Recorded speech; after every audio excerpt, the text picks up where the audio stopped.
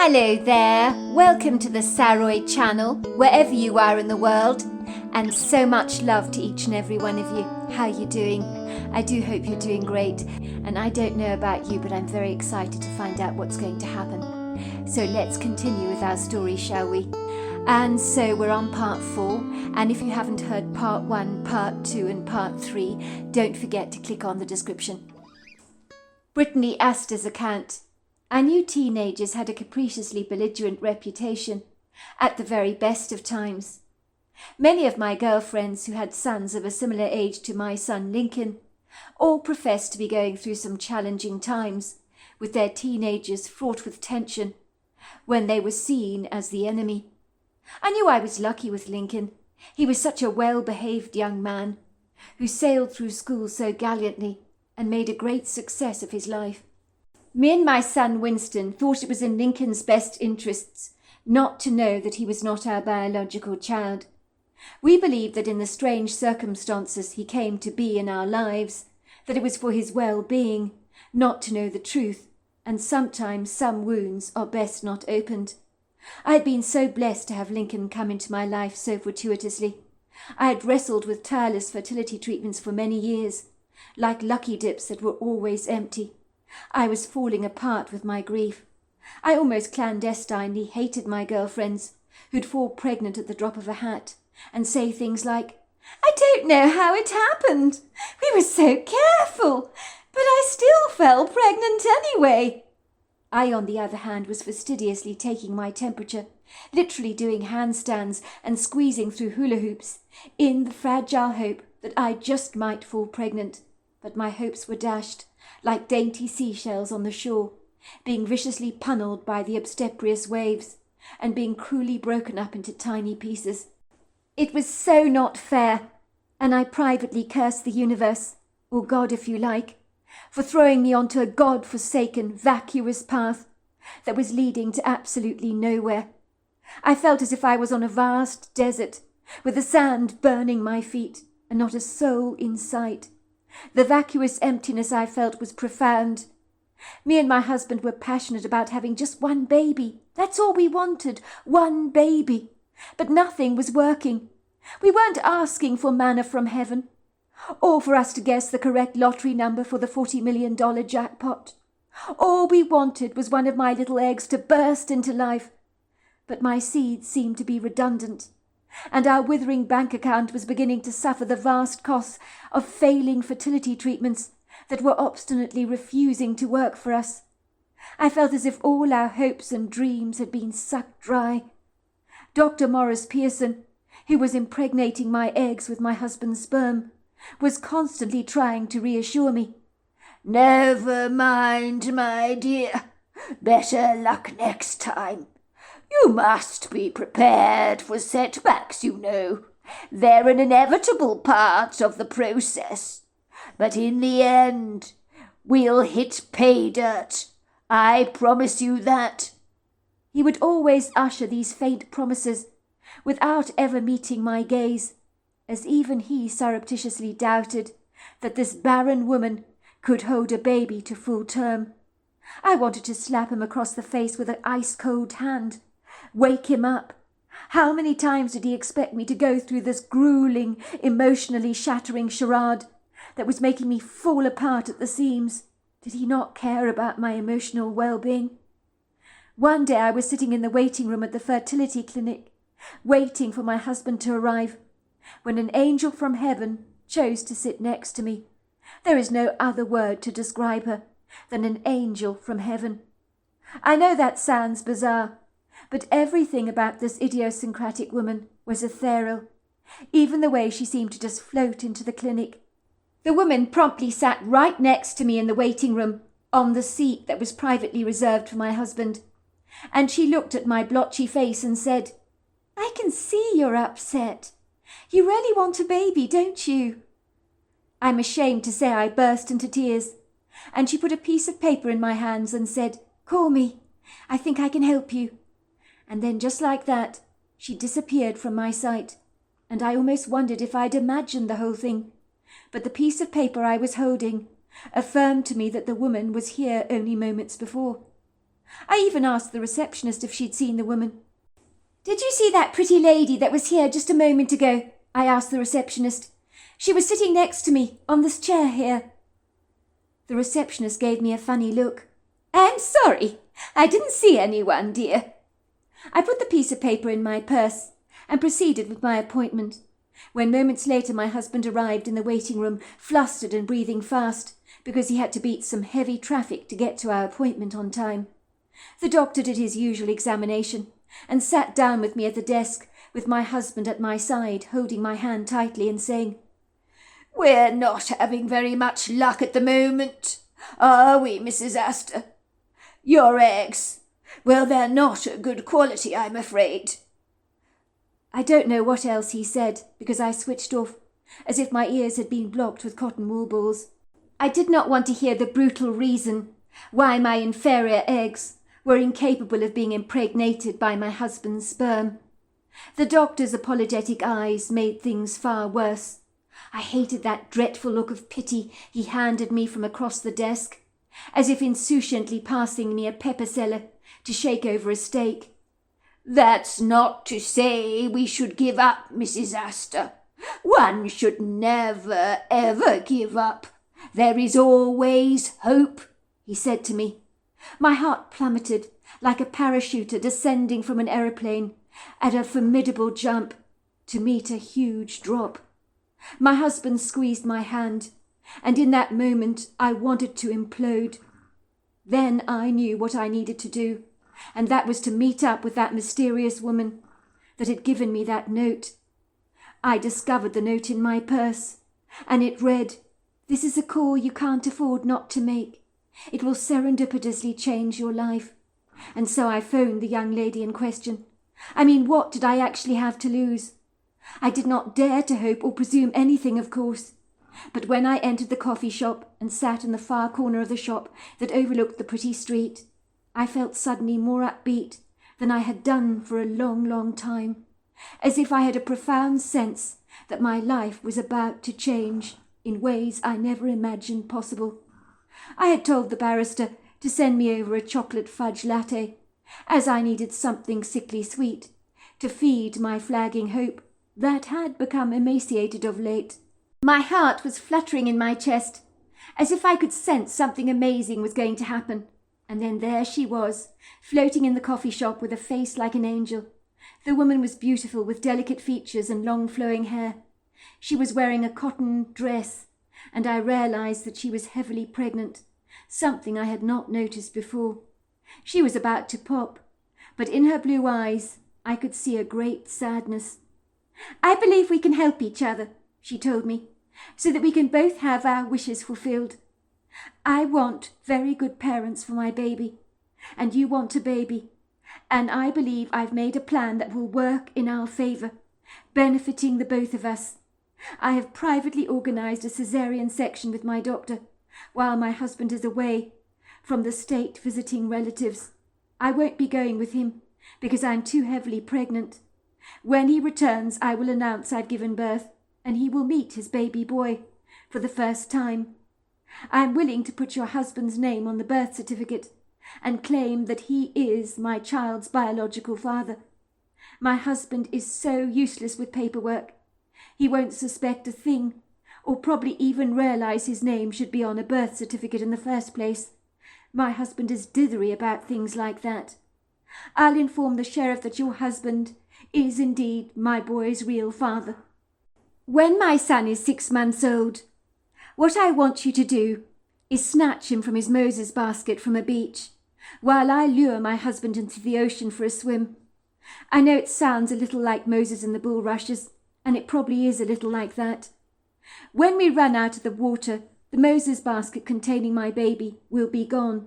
You will have taken it, while I distracted my husband.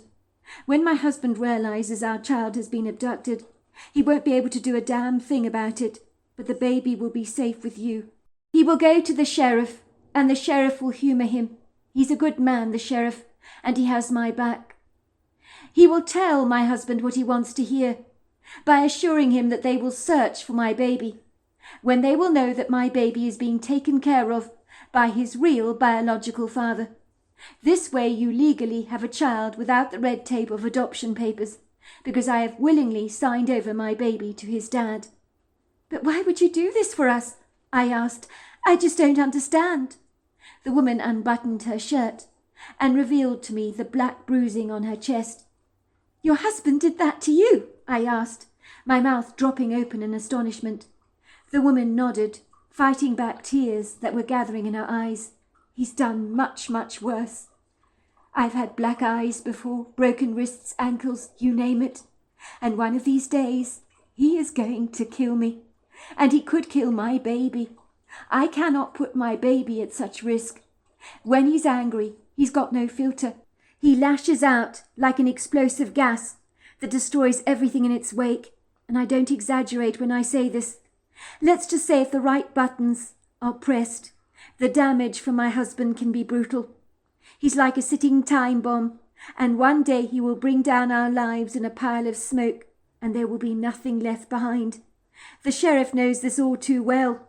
He's encouraged me to leave my husband for a long, long time. He knows what Dusty is like. No one has time for him in our small town." "But you're pregnant. Who in their right mind beats up a woman? Especially a woman carrying a baby. That's insane." "Now you understand why I need to protect my baby, to give him a great life. He deserves that. My baby is my responsibility. Mrs. Astor, don't look so surprised that I know your name. I know a great deal about you. My impression of you is that you will make a fabulous mother for my little boy. I have done my research on you surreptitiously and questioned all about you at the local gym and among your friends and at the church, without making it obvious as to my true motives. Everyone says what an amazing mother you would be, and how it grieves their heart that all your fertility treatments have failed. One of your friends feels so bad telling you when she's pregnant, because she knows you're probably thinking how unfair it all is, because you've been struggling to conceive. Just so you know, Mrs. Astor, you did not stumble on me randomly or by accident at the fertility clinic, just by chance. I deliberately orchestrated our serendipitous interaction in the waiting room at the fertility clinic. I planned the entire thing. I knew I would find you in an emotional wreck as you waited in the waiting room at the clinic, hanging on to a dream that seemed beyond your reach. I feel I can trust you and your husband to give my child the life he deserves, and that you would be amazing parents to him." She paused for a brief moment, reached out and grabbed my hand, her eyes widening for a moment as she lowered her voice. "My husband is a dangerous man, Mrs. Astor. I cannot express this enough. He is extremely volatile, a loose cannon, you could say. I don't trust him around my baby. He's already a suspect in a missing persons investigation, you know. I would be a fool to raise a baby in such a dysfunctional family." "You're joking," I said, looking horrified. "Why is your husband involved in a missing persons investigation? I don't understand."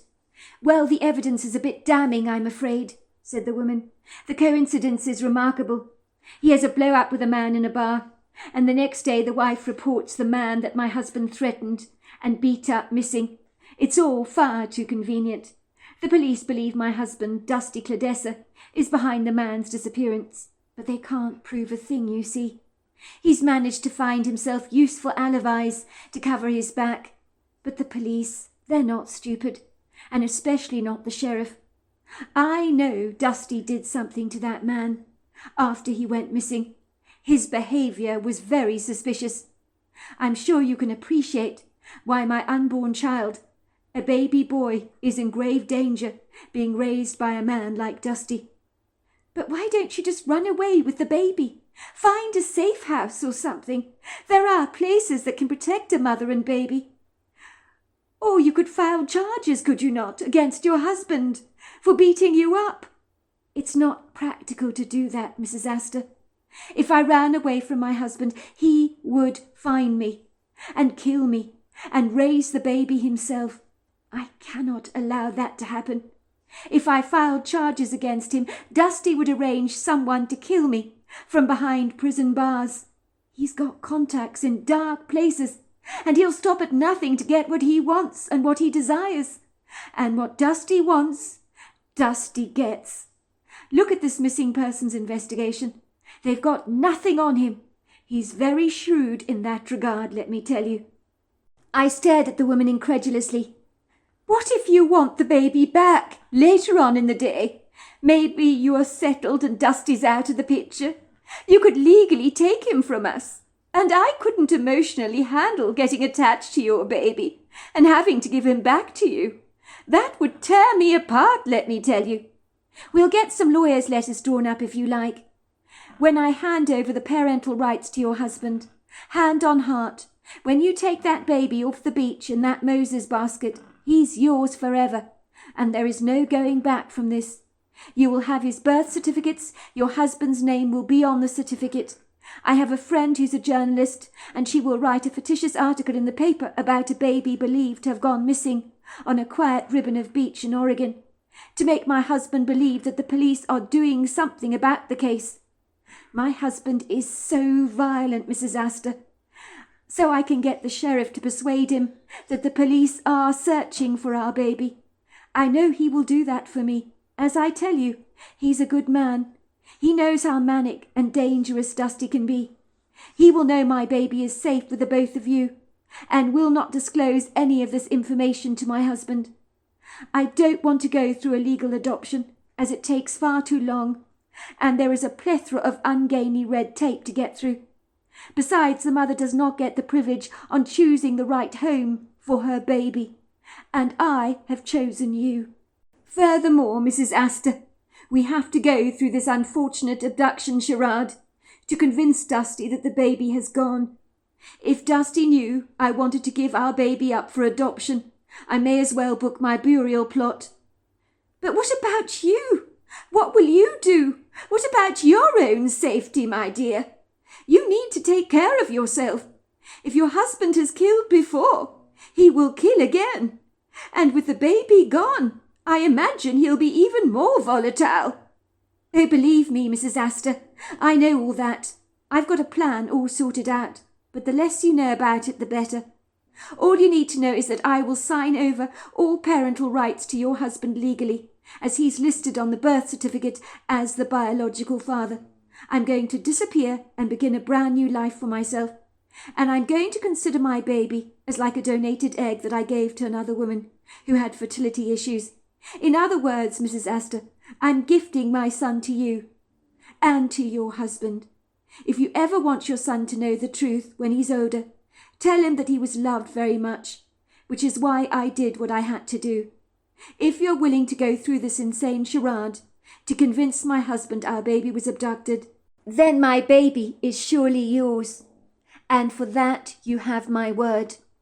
I don't know anything else that happened during that rendezvous with a woman I would refer to as an angel, as she brought into my life a hope that had abandoned me. The thought of being a mother to her beautiful baby boy gave me boundless joy. I would now be a mother, and there was no greater reward in the entire world. There would be no more trips to the fertility clinic, staring vacantly into the glasses of my doctor, shaking his head sadly and saying, "Don't you worry, Mrs. Astor. We'll try again. We'll keep trying until something finally works." Nor did I have to go through the long, arduous adoption route that would take months to procure, and a ton of paperwork, home checks, character references, and God knows what else. Better still, our dwindling bank account had the hope of recovering and recuperating some of its funds, instead of still purging out more of my husband's hard-earned cash, like a broken slot machine, hemorrhaging money on a vacuous set of fruitless fertility treatments. Instead, I'd be spending money productively, buying booties and tiny little jackets, not paying some high and mighty doctor huge bucks to screw up my life still further, with more tangible, heartbreaking disappointments. I didn't have to listen to another one of my girlfriends whittle on and on about how easy it had been to fall pregnant. Instead, I'd be a mother myself, sharing in the similar dramas of dirty diapers, feeds, and all the exhaustive nights when my baby's lungs would confiscate my sleep, that I would willingly sacrifice as a mother to enjoy the benefits of owning a beautiful baby boy. In fact, I welcomed it all. The good, the bad, and the ugly. I would sacrifice anything to be a mother, and stealing a baby off the beach, risking dusky Claudessa catching me in the act, was a risk I considered worth taking. But I did have a backup plan, if anything were to go wrong. I'd simply tell Dusty Claudessa that I'd found an abandoned baby on the beach, because the parents, of course, weren't there. But nothing was going to go wrong, because I wouldn't let it go wrong. There was far too much to lose. I still remember that day, when I drove into the parking bay that overlooked the quiet ribbon of beach, where I was going to abduct my own baby boy. The notion was ridiculous, but the charade would convince Dusty that his son had indeed vanished into thin air, and that was what he needed to believe. I was very glad that Dusty Claudessa's truck was the only truck in the parking bay that morning. I noticed the main beach was packed with lots of cars. People preferred that busy stretch of coastline, whereas the small ribbon of beach was always forgotten and overlooked. I pulled up in my white SUV, parked right next to Dusty Claudessa's filthy truck, that looked like it hadn't been washed in many months. Once I killed the engine, I sat on my car seat, scanning the beach through a pair of binoculars.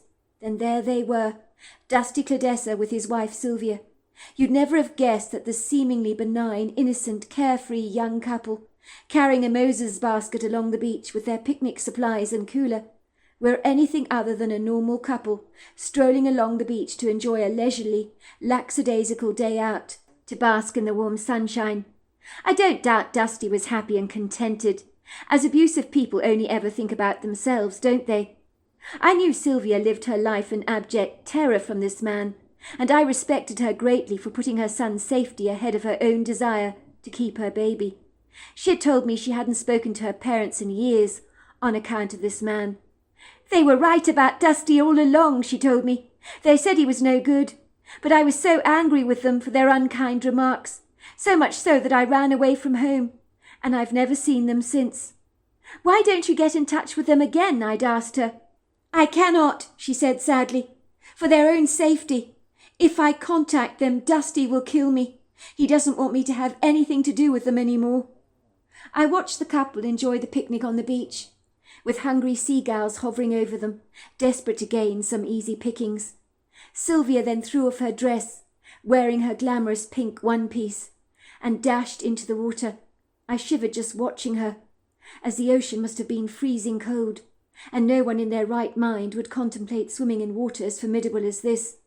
But that girl was built of strong stuff, and she had guts.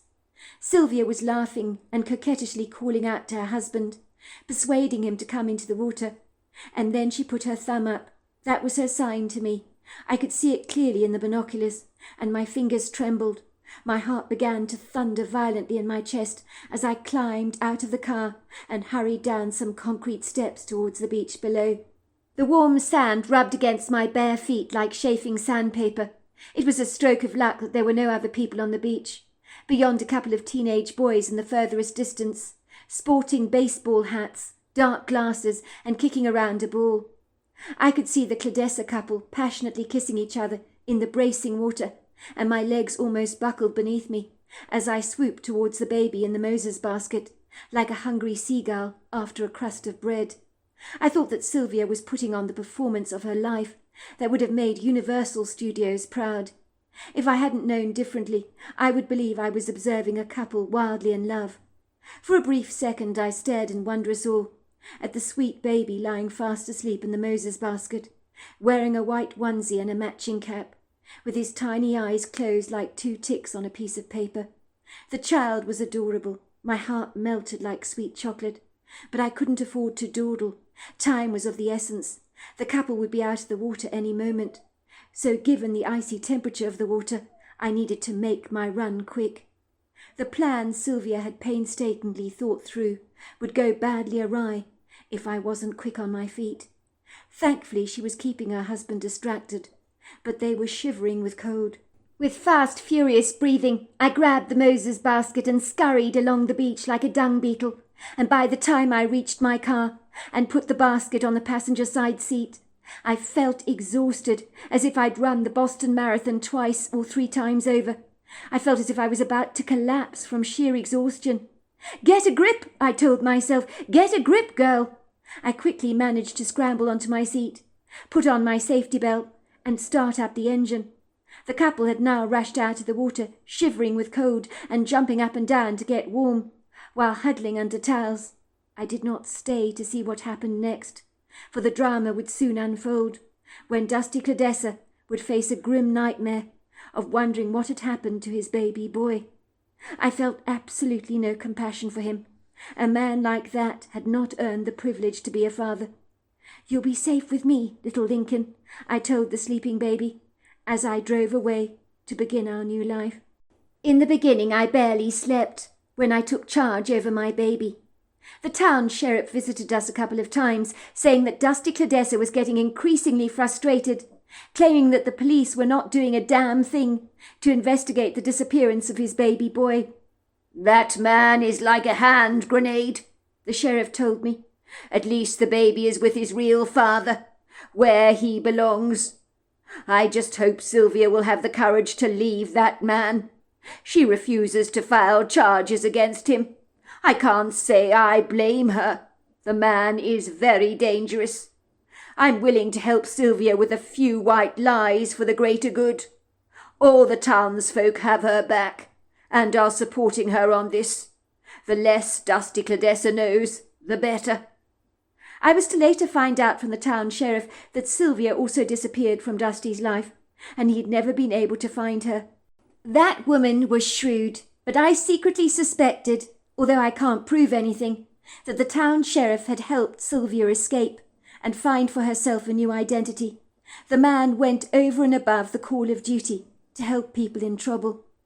Being a mother was the most wonderful experience of my entire life, and I took to it like a duck to water, reveling in all the exhaustion and all the demands that motherhood offered. I embraced it all, and I knew it was a gift that I could never take for granted, and I was so fortunate that my son had grown up into a beautiful, well-rounded young man, loved by everyone. But of late, when he reached 18 years old, his idiosyncratic, temperamental, belligerent behaviour towards me and his father was less than agreeable. He had started behaving like a petulant, spoilt brat, character trait that had never so much scratched the surface of our lives until now. I had always told my friends how lucky and fortunate I was with my son, as he had not been predisposed to capricious temper tantrums, often seen in other teenagers. But my reassurances were premature, as my son was beginning to become truculently moody. He was sleeping in late, not applying himself to his studies. I'd caught him smoking and drinking to excess, and he'd become as snappy and as cantankerous as a turtle of late, jumping down my throat at every opportunity. My normally very polite teenager was now complaining bitterly about everything, as if I couldn't do anything right, and as if turning 18 had given him the rite of passage to be as obnoxious as possible. "This chicken casserole is disgusting," he told me over dinner one night. "I might as well be eating pig swill."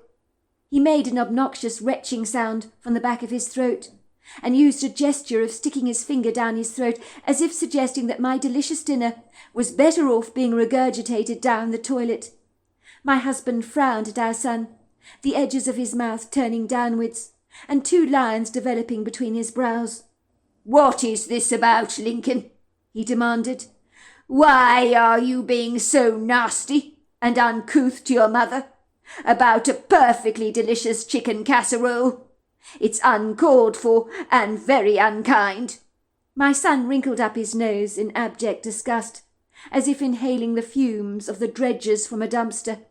"It's nasty," he said. "Why must I tell a lie, just to please you? Isn't it better to tell the truth about things?" "Of course it's better to tell the truth," my husband told my son. "I raised you to tell the truth. But sometimes it's kinder to be malleable with the truth. Bend it a little. It might involve hurting someone's feelings otherwise. Your mother's gone to a lot of trouble on our accounts this evening, making a delicious chicken casserole. And at the very least, you should be grateful and thankful." My son sniggered. "You're both very good at bending the truth, aren't you, when it suits your own agenda? You're quite happy to be malleable with it, as you say." You are being incredibly rude and ungrateful, Lincoln. I don't know what has got into you this evening. There is nothing wrong with the chicken casserole I cooked for dinner." I had asked him, suspecting that his snide remarks had nothing to do with the chicken casserole at all. But I did wonder if my chicken casserole was as bad as he claimed it was. I personally thought it was absolutely delicious, but was I deceiving myself? I considered myself a reasonably good cook. Had I been deluding myself all these years? Was my son's brazen honesty about my casserole what he had thought about all the dishes I had cooked for him all his life? One morning he came down to breakfast, 2 sheets to the wind, swaggering away like a rowing boat in the water, caught up in a brisk wind. "You're drunk!" I gasped. "You're drunk! And it's only breakfast, Lincoln!" I looked at my son in horror. He was wearing the clothes he'd slept in overnight. His hair was a furious tangled mess, and it looked as if he'd vomited all over his shirt. My son gave me a gormless, rather manic grin, sat down at the table, slamming down his knife and fork, like a self-entitled brat, demanding to be fed. "I'm hungry, Mum. I want blueberry pancakes for breakfast and syrup this morning," he said. "We're not having pancakes this morning," I told him. "Help yourself to cereal. There's granola and almond milk. You can enjoy that." My son made a face. "Almond milk? Are you kidding? I like milk from a cow, where it comes from naturally. Thank you very much. And I hate your granola. It's only good for the squirrels." He slammed down his knife and fork on the table furiously. "You heard me. If I wanted to eat cereal, I'd eat cereal. But I want pancakes for breakfast, and pancakes I will get, because you're going to make them for me, because you love being my mother, don't you, Mum? You do anything to be a mother, anything. You've got your wish, haven't you? Make me some pancakes." I stared at my son as if he was a cantankerous old man having a temper tantrum in a nursing home, giving the carers a hard time with his juvenile insolence. "What the hell is wrong with you?" I asked Lincoln. "You look so sloppy. You're drunk and you're treating me like a skivvy. I'm your mother, not a nursemaid to a snapping turtle." "Well, you signed up for this, didn't you, Mother? When you decided to bring me into your life so conveniently. You wanted all of this. Now you've got it all, haven't you? Wrapped up for you in a pretty paper bag with a bow included. Never mind what it cost to procure. Doesn't matter about that, does it?" I stared at him incredulously, not making any sense of what he was saying. But I knew my son's stinging words could be difficult to comprehend at the very best of times. Certainly with every generation come new words, and some of the texts my son would send me I often had to try and decipher, like Morse code, where he would use capital letters for words like, "Are you okay?" And I was expected to understand what that meant. Why not write the whole word, for goodness sake? "You think you're so clever, Mum. You think your dirty secrets won't get out. But I know all about them," he said, tapping his nose suggestively, and looking at me through eyes blazing with indignation. "I know what you did." And with that he gave me what I can only describe as a menacious grin that literally made my skin crawl. He looked like one of those caricature clowns you see on a horror movie. What was wrong with Lincoln? I wondered why he was being so damn mean all the time, spouting venom at both me and Winston, as if we were the enemy, as if he had a vendetta against the both of us.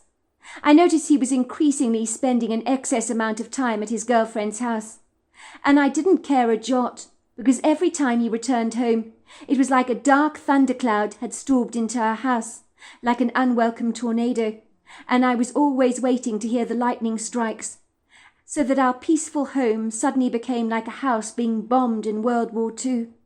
I've heard stories about teenage children often being responsible for poltergeist activity being manifested in their homes, and I could certainly relate, as doors slammed and the occasional pot went flying off a shelf, crashing on the floor, and I knew my son's angry energy was literally manifesting all of this. "I wouldn't worry about it at all," my best friend Vanessa Pratley told me. "I'm actually glad to hear, Brittany, that your son is not so perfect after all. I was beginning to have an inferiority complex that Lincoln was giving you no hiccups along the journey, while the rest of us have been hit by the falling shrapnel of our teenagers' belligerence." "But you don't understand, Vanessa. He's going out of his way to be vindictively spiteful, as if in some way he's enjoying upsetting us." "Join the club, my darling. You're not telling me anything I don't know," said Vanessa, taking my hand in hers. "Oh, my God, girl. You really aren't used to the ramblings of a cantankerous teenager, are you? Let me tell you something for nothing. My two boys can be the most obnoxious brats on the face of the entire earth. If I told you some of the things they've said to me of late, your eyes would pop out of your head like stalks, and your hair would almost certainly curl. They have a vocabulary of curse words on them that would probably make a sailor faint.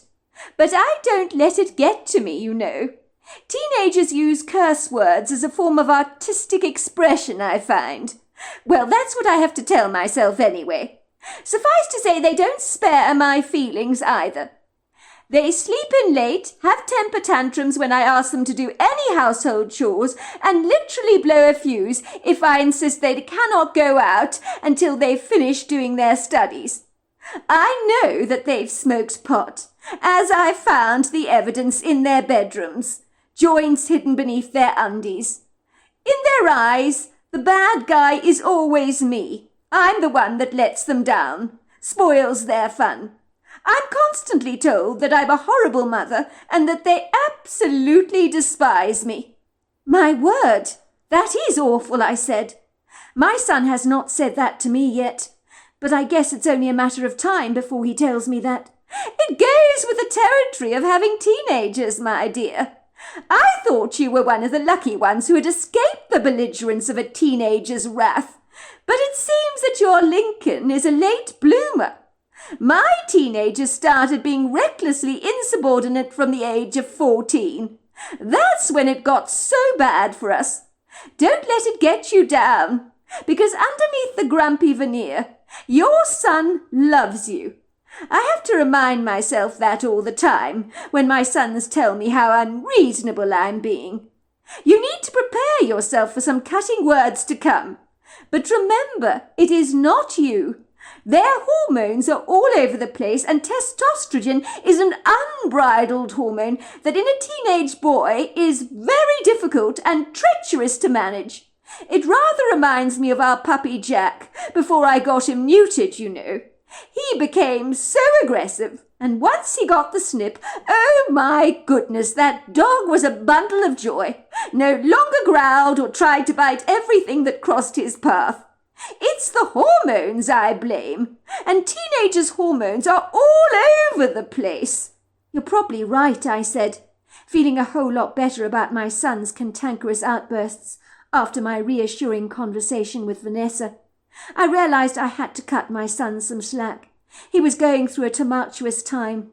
Little did I know or even suspect that my son had learnt a secret that me and my husband had hoped would remain buried for the rest of our lives. We felt that some truths were best not known, but how wrong we were about that. So there we are. That is the end of part 4. Part 5 is tomorrow night. It's getting very exciting, so I hope you're going to join me then. Until next time, goodbye and good night.